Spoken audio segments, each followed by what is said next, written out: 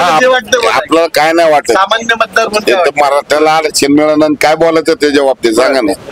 नाही काय बाकी झालं संपलं आपलं. आरक्षण द्यावं ना, इलेक्शनला देऊ आम्ही, मतदान करू. आरक्षण द्या मराठ्यांना आरक्षण पहिले. मिळत नाही तोवर तुम्ही मतदान असं. नाहीच करणार, बहिष्कार आहे मतदानाला आमचा. बस. जोपर्यंत आरक्षण देत नाही तोपर्यंत मतदान नाही, संपला विषय. आता कसं पाहताय जे मुख्यमंत्री एकनाथ शिंदेने आश्वासन दिलं होतं काही एकनाथ येऊ नाही तर कोणी असला तरी काय आश्वासन कुठलं येते सगळं. पब्लिकची दिशा बोलकेलेली आहे नेत्या लोकांनी, बाकी काय नाही. आलं का? हा, तुम्ही किती दिशाभूल केली तर पब्लिक काही येणं नाहीये. इलेक्शनला दाखवतील त्यांना सगळ्यांना. म्हणजे काय कोण वाटतं नेता सगळ्यांनी चांगलं असंच बहिष्कार टाकला तर हो ना. सरकारवर फरक पडेल काही फरक पडणार ना सरकार. म्हणजे विद्यमान सरकार आहे त्याला अडचणी येणार ना, दोन्ही सरकारला अडचण येणार. जो येईन त्याला येणारच अडचण ना, बरोबर का नाही? मग नाव काय तुमचं दादा? प्रशांत वीर. राहायला कुठे तुम्ही? कसं पाहता आता 2024 ची लोकसभा इलेक्शन आहे, काय वाटतं? त्याला कोणाला उभा राहतो आमचं मराठ्याला आरक्षण निवडून नाही देणार. बरं. मतदान द्यायचं नाही आता. का बरं? आरक्षण द्यायला काय करतात मतदान? बरं सकाळी एका पक्षात संध्याकाळी एका पक्षात त्याला काय मतदान द्यायचं?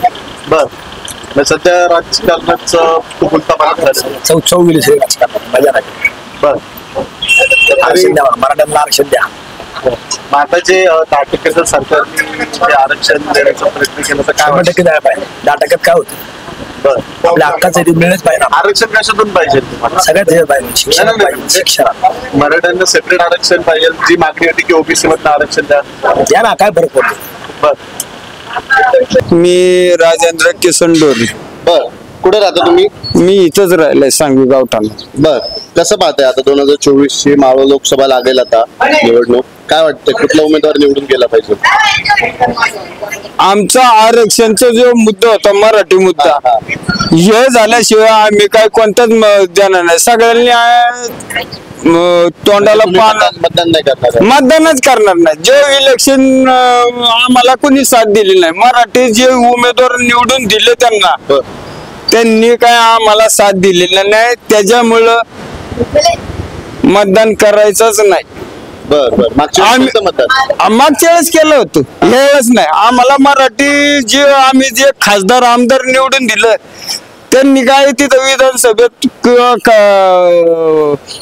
लोकसभेत काय आवाज उठवलेलाच नाही. मग यांना मतदान करून उपयोग काय झाला आमचा?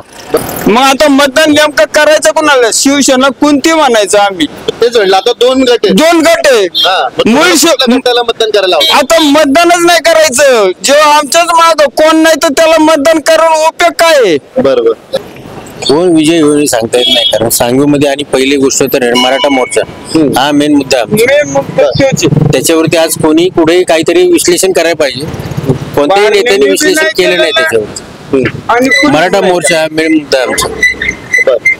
आज आमची पोरं एवढी मराठा समाजाची बघितले, त्यांनी सर्वेक्षण केलेले, पण ते पण सर्वेक्षण अर्धवट झालेले. या ठिकाणचे तुमचे जे स्थानिक खासदार आहेत त्यांनी संसदेत काय मुद्दा मांडलाय मराठा? नाही, कोणी मांडलेलं नाहीये. कोणी मांडलं असतं तर त्याची बाजू घेतली असते, पण एकाही नेत्याने आमच्या मराठा आरक्षणाविषयी बाजू मांडलेली नाही. मराठी मुद्दा जर त्यांनी लावून धरला असताना कोणी संसदेत तर आम्ही त्याला मतदान केलं. बारलेंनी सुद्धा मराठी मुद्दा लावून नाही धरला, कारण आमदारांनी मराठी मुद्दा लावून नाही धरला, त्याच्यामुळं मतदान करायचंच नाही. पहिलं मराठी मुद्दा महत्वाचा बस.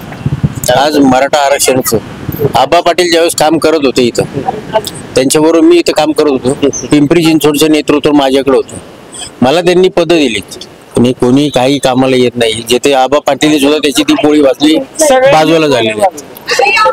आज आपला एक मनोज जरांगे तो याच्या विरुद्ध आवाज ओढतोय, पण त्याला कोण नेता साथच देत नाहीये ना. मोदीजींनी सांगितलं मोदी की गॅरंटी म्हणून हा मुद्दा घेऊन काय नाही गॅरंटी नाही. पहिलं मराठा आरक्षणचं काम, नंतर इलेक्शन, तोपर्यंत काही नाही. बरं. काय मुद्दा आहे मराठा आरक्षणाचा? तुमचं काय मागणी आहे? आता फसवागिरीचे 40 दिवस द्या, 10 दिवस द्या, 2 महिने द्या, आता किती दिवस द्यायचे त्यांना? मराठा आरक्षण शिवाय इलेक्शन झालंच नाही पाहिजे माझ्या मते.